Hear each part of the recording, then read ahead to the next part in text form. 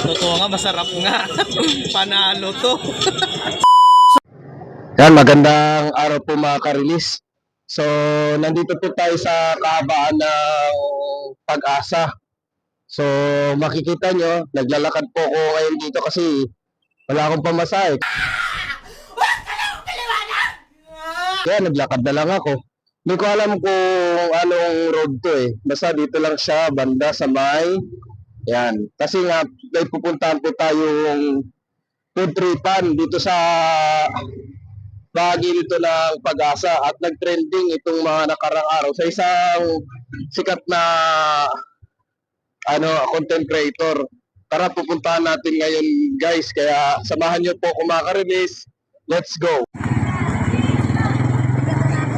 Ay, yan pala si ate. Oh. Ito pala si ate yung nag-trending na na pares na may sweet sauce. May sunggol. Ate, Kain po. kain po. Ate, magkano yung nyo? Ay, no, chicharon, ano ito?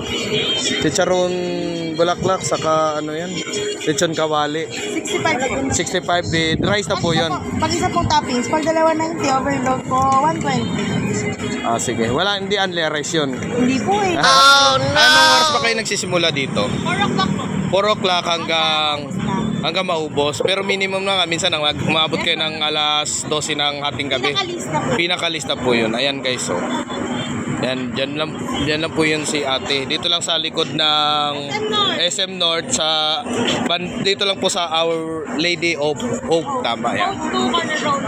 Corner Road 2. Yan. Sige. Yan po ang aking order mga ka-release, 120 pesos. Ang kagandahan pa dito, lalagyan ko pa to ng sweet sauce. Yan, lechon kawali at saka chicharon bulaklak with rice na po. Ano pa inaantay natin? I-try na natin. Tikman natin. Totoo nga, masarap nga. Panalo to. Ito, may lechon kawali, saka chicharon bulaklak. Yan, halagang 120 pesos. Pero yung kanin, pero ito, nakaganda ng kanin nila, oh. Ganda ng kanin. Tikman natin yung kanin nila. Masarap pala siya pag nilagyan mo siya ng sweet sauce. Pero nalagyan ko pa rin ito na maanghang. Tara, kain po tayo.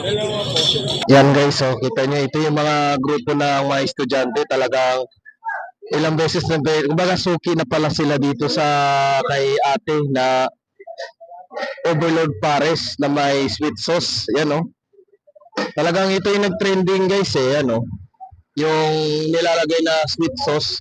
Akala ko sa fishbowl lang eh, pero pwede pala yun sa pares. Talagang ito yung kakaiba oh. Yan mga ka-release, shout out po sa mga kumakain sa likod ko. So nabusog po ako sa halagang 120 pesos. I-rate ko siya ng 9 to 10 kasi ito yung nagpasarap dito, yung sweet sauce, kakaiba talaga. Hanggang dito lang po ang aking vlog mga ka-release. I-follow nyo lang po aking page, Mart Import Vlog. Thank you for watching. Yan.